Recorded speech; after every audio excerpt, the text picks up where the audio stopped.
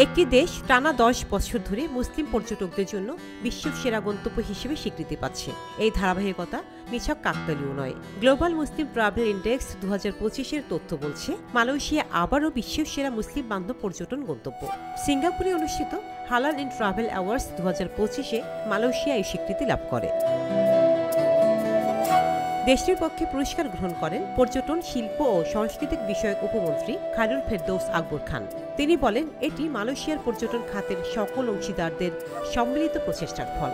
আমাদের লক্ষ্য ছিল এমন একটি পরিবেশ তৈরি করা যেখানে মুসলিম পর্যটকরা স্বাচ্ছন্দ্যে, নিরাপদে এবং আস্থার সঙ্গে ভ্রমণ করতে পারেন।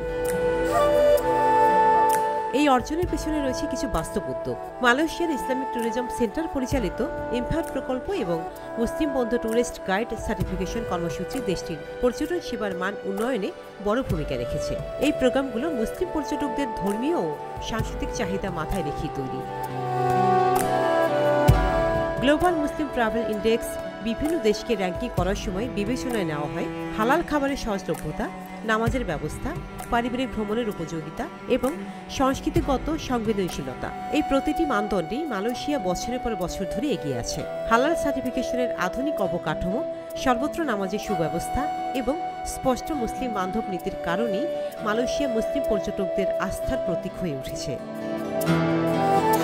এবছরও সেই আস্থা বিশ্বব্যাপী স্বীকৃতি পেয়েছে। উপমন্ত্রী খায়রুল ফেরদৌস বলেন, এ ধরনের স্বীকৃতি আমাদের যেমন অনুপ্রাণিত করে, তেমনি অন্যান্য দেশগুলোকে উৎসাহিত করে মুসলিম পর্যটকদের প্রয়োজনের প্রতি আরও মনোযোগী হতে।